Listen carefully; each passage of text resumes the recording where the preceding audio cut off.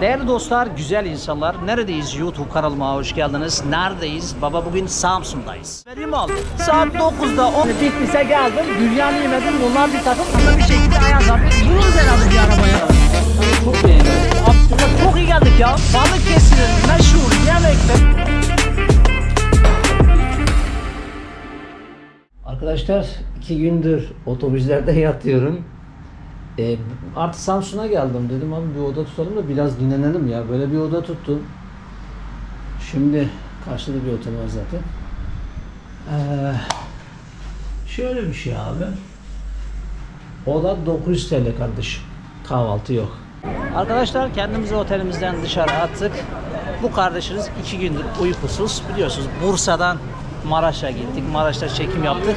Oradan çekimler bittikten sonra otobüse bindik. Hemen Samsun'a geldik. Enerji düşük olabilir. Keko, hacı. Onu idare edeceğiz. Yalnız bir tane pantolon aldık. Böyle gayet güzel pantolon. %100 pamuk pantolon. Tamam güzel, hoş da. Abi cepleri ufak yapmışlar kardeşim. Malzemeden çalmışlar. Hırkız. Malzemeden niye çalıyorsun? İsim vermeyeceğim, gıybet olmasın. Ama hırkız malzemeden çalmış. Olacak şey değil kardeşim ya. Neyse, şimdi neredeyiz? Samsun'dayız. Samsun'u keşfedeceğiz. Saat, ulan telefon düşmesin ha. Saat belli 16.05. Bakalım Samsun'da ne var ne yok, ne yapabiliriz, ne edebiliriz. Bakın salatalık 15 TL, domates 40 TL ya. Domates bilmiyorum abi. Yani yazın yiyecek bir şey. Çilek 100 lira. Abi hala o kokuyu alamıyorum, biliyor musun? O çilek kokusunu hala alamıyorum abi. Niye alamıyoruz? Nerede o güzelim çilekler? Her neyse, hadi Samsun'u keşfedelim haydi. 21. yüzyılda yaşamak gerçekten zordur. Zordur. Yani bu yüzyıl insana kafayı yedirebilir arkadaşlar. İmtihan dünyasıdır. Zordur. Sıkıntılar vardır. Kimi babasıyla imtihan oluyor, kimi çocuğuyla, ne bileyim abi, kimi arkadaşıyla, herkes bir şeylerle imtihan oluyor. Bu 21. yüzyıl zordur, imtihan ağırdır. Ama burada kazanacak olanlar, güçlü bir inanca sahip olanlar kazanacaktır. Arkadaşlar maneviyatı güçlendirmek zorundayız. Bakın yoksa kafayı yeriz, Allah muhafaza. İmanımızı güçlendirelim. Güçlü inanca sahip olan insanlar yıkılmazlar. Neyse. Biraz gezelim ama baya bir kalabalık. Şimdi tabi burada Samsun'un yemeklerine baktığımız zaman öyle zannediyorum ki o halayın başını çeken Bafra pidesidir. Bafra pidesi önemli kardeşim, biliyorsun. Her yörenin kendine özgü bir yemekleri vardır hacı. Yani burada da nedir abi? Samsun'un Bafra pidesi önemli. Demek ki Bafra pidesini yemek lazım. Hafiften bir baş ağrısı vardır. Bu normaldir. Niye? 2 gün uykusuz kalırsanız baş ağrabilir. Normaldir. Her neyse, keşfediyoruz.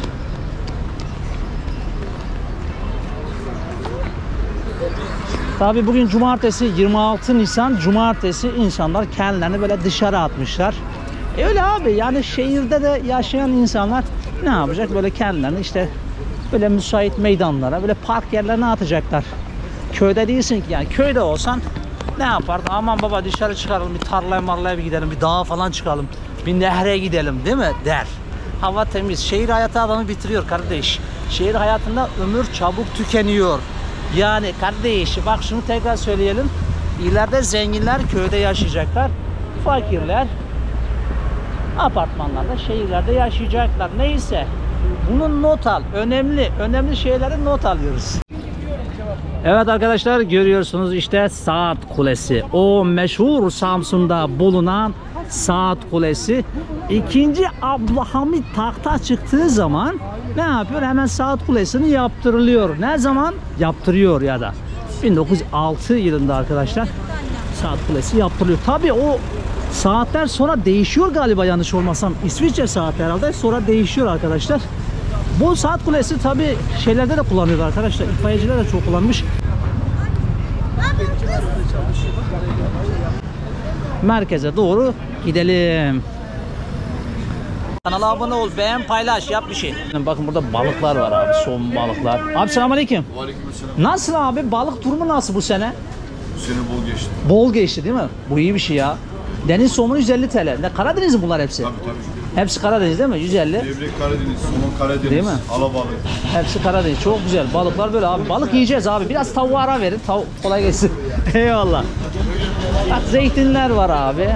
Zeytin derken bu arada çekirdeği kahverengi olan zeytin alacağız. Bu bilgiler çok önemli. Yumurta bundan alacağız. 7 TL. Burada ucuz. Burada çok özel ekmek de var ya. Sabah falan istemiştim galiba. Bir özel ekmek yemiştim. Galiba bilenler gelip şu ekmekten alıyorlar. Ben de almıştım. Güzel ekmek. Bak. Böyle geziyoruz abi. Samsun'dayız.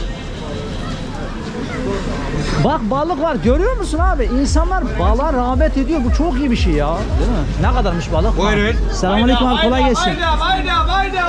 Balıklar böyle abi fiyatları. 120 lira.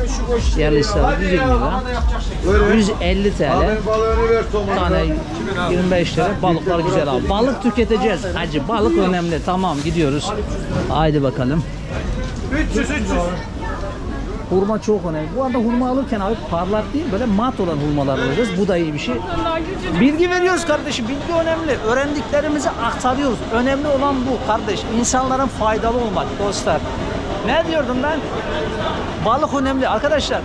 Bakın hormonlu tavuklara ara verin. Hatta tüketmeyin. Tavuk tabii ki güzeldir ama köy tavuğu yiyeceksin abi. Köye gittiğin zaman tamam tavuğu kesersin, güzel güzel doğrarsın, yaparsın, yersin. O ayrı bir şey ama şehirde tavuk yiyilmez. İyi değil. Geçenlerde de zaten zehirlenme oldu. Neyse. Böyle geziyoruz abi. Yalnız çilek abi kokmuyor. Ne olacak? Ne olacak? Çilek kokmuyor abi. Biraz koktu, biraz yaklaştık. Ama burada balık da çok var ha dikkat edersiniz evet. Samsun'da balık çok var. Geliyorsun burada yeşilliğini alıyorsun. Bak burada yeşilliğini alıyorsun. Sonra gidiyorsun balığını alıyorsun. Balık önemli. Hadi bakalım biraz geziyoruz. Ama gerçekten balık kültürü var burada arkadaşlar. Buna sevindim. Peki et, kırmızı et özellikle B ve sıfırların tüketmesi gerekiyor. Bunlar çok önemli. B ve sıfır tüketmesi erirler abi. Niye? Onlar etçildirler kardeş. Fiyatlar burada abi.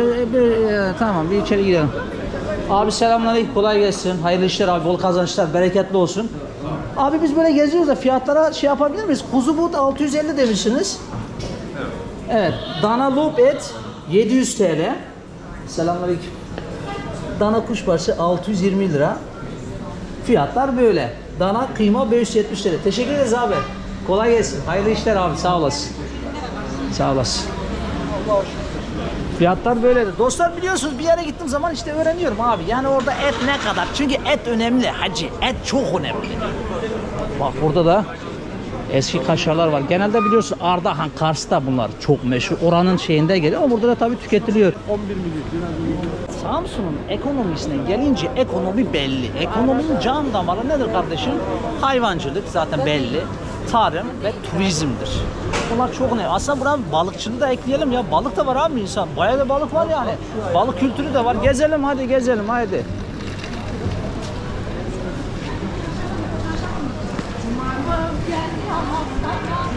Burada tabii güzel ekmek kültürü de var ya. Farklı farklı ekmekler görüyorum abi.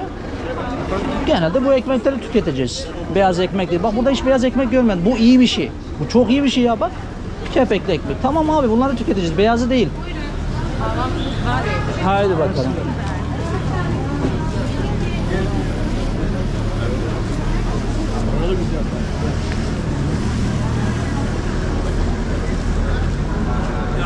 Zencefil. Özellikle toz zencefil tüketiyoruz. Niye?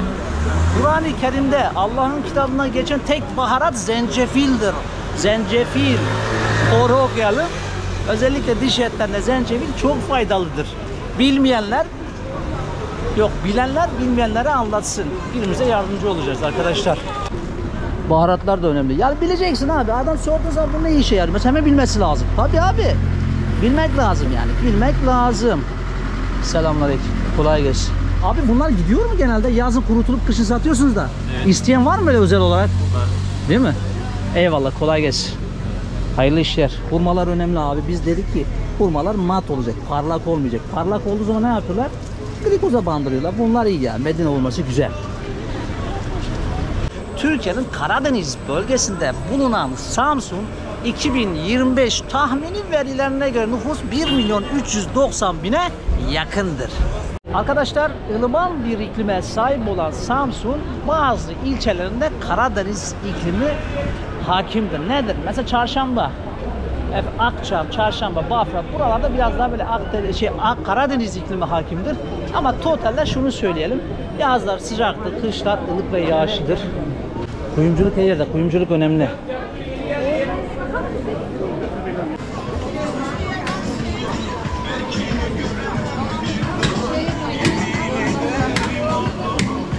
Dostlar, şimdi burada da tabii sağlı sollu şeyler var. Mağazalar var. Öyle abi buralarda. Çok sevdiğim bir yerler değil aslında ama size gösteriyorum işte. Mağazalar sağlı sollu. İnsanlar hep dışarıda. Cumartesi bugün 26 Nisan söyledik ya.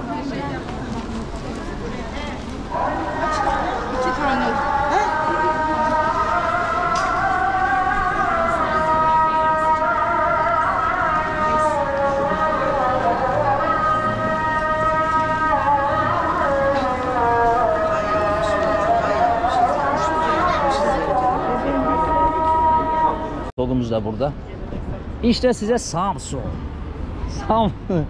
Abi bugün cumartesi, 26 Nisan cumartesi. İnsanlar böyle kendilerini dışarı atmışlar. Hatta anne babalar böyle çocukların parkları falan getirmişler. Tabii gönül ister ki böyle köylerde olacaksın. Yani öyle çocukları alacaksın, böyle tarlaya çıkacaksın, hayvanların yanına gideceksin, toprağa dokunacaksın, ağaçlara dokunacaksın, bitkiye dokunacaksın. Abone ol, beğen, paylaş, kanal büyüsün, ne bileyim yap bir şey işte.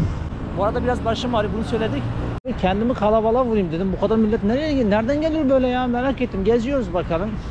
Papaz eriği. Abi niye yani? Şöyle güzel bir eriğin ismi niye papaz eriği? Başka bir isim bulmak lazım. Yabancılar çarşısı, merak ettim. Neymiş o? Pazar. Yabancılar çarşısı. Bir bakalım, merak ettik ya. Burada yabancılar çarşısı nedir merak ettim kardeşim. Ne bileyim. Acaba yabancılar mı var burada? Yabancılar bir şey mi satıyor? Merak önemli abi. Merakımızdan girdik buraya. Bakalım ne satıyorlar. Çantalar 200 TL.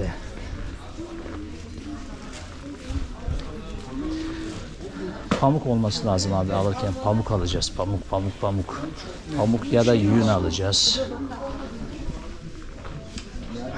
Çarşıyı sizin için geziyoruz. Çarşının ismi Yabancılar Çarşısı ama muhtemelen hep yerli var. Bana öyle geliyor. İndirimler 200 TL. Gayet ucuz abi. Yani şunlar 200-250 TL. Evet. Yapamıyoruz biz. Abi bu yani çarşı bu. Ben yabancılar deyince çok merak ettim ama.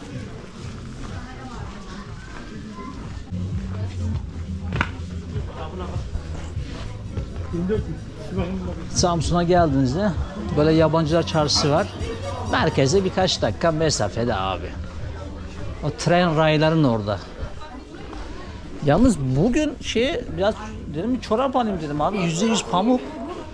Orada bir hanımefendiye sordum, dedim %100 pamuk var mı? Var dedi. Gittik baktık, çoraba %100 değil kardeşim. %70, %100 arıyoruz hacı. %100 pamuk arıyoruz. Pamuk. Giyeceğin kıyafetler belli zaten. Pamuk, yün, kotun. Millete efendilik yoktur, hizmet vardır. Bu millete hizmet eden onun efendisidir. Ne bileyim, insanlar kendilerini atmışlar buraya. Çaylarını içiyorlar, sohbet ediyorlar, muhabbet ediyorlar. Bu iyi bir şey baba. Yani TikTok'a takılacağına, değil mi? Saatlerce o telefonlara takılacağına, saatlerce oturup o lanet olası diziler izleyeceğine, gel burada otur kardeş, sohbet et, muhabbet et. Denizi izle. Deniz biraz kirli gibi mi geldi? Bilmiyorum. Bakmak lazım ama liman burası olabilir. Instagram'da çok güzel bir Reels videosuna denk geldim. Bir avukat var. Şimdi hizmetçi parasını alamıyor kardeşim. Tazminatını alamıyor. Avukata söylüyor, abi ne güzel, ne iyi avukatlar var ya. Bizim öyle avukatlara ihtiyacımız var ama da Türkiye'de öyle kaliteli avukatlara denk gelmedim. 5 senedir bizim tazminat davası sürüyor. Her telefonu açtığımızda Bekliyoruz. Ne bekliyoruz abi? Tekkeyi bekleyen çorbasını içer mi? Ha, neyi bekliyoruz? Bekliyoruz. İstinafa gitmiş. Yani birinci mahkemeyi kazanmışız. He? Bekliyoruz. Abi beklemeli olmaz. Ne yapabilirsin? Avukatlar kendilerini çok iyi geliştirmeleri gerekiyor abi. Abi işte. Neyse başım ağrıyor. Hadi gidelim hadi. Böyle abi. Kurtuluş yolu burası arkadaşlar.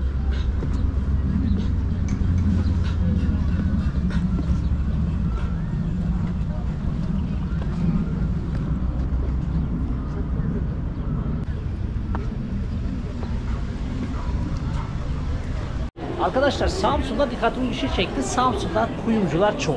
İyi bir şey mi? İyi bir şey bu. Çünkü altın değerini anladılar. Zaten baktığı zaman da kuyumcular da dolu dolu. Bu iyi bir şey ya.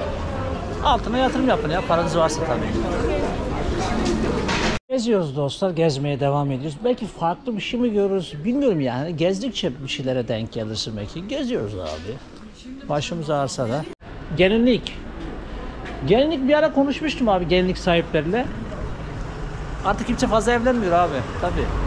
Abi yediklerimiz, içtiklerimiz hormonlu olduğu için, ilaçlı olduğu için insanlar çok kısır oldu abi. Adam gidip cips alıyor, kola alıyor. Bilmiyorum ne alıyor. Ne yapacak? Bu adamı kısır edecek tabii.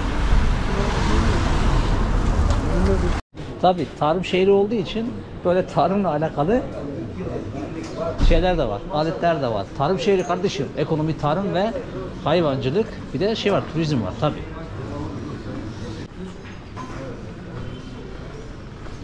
Vay vay.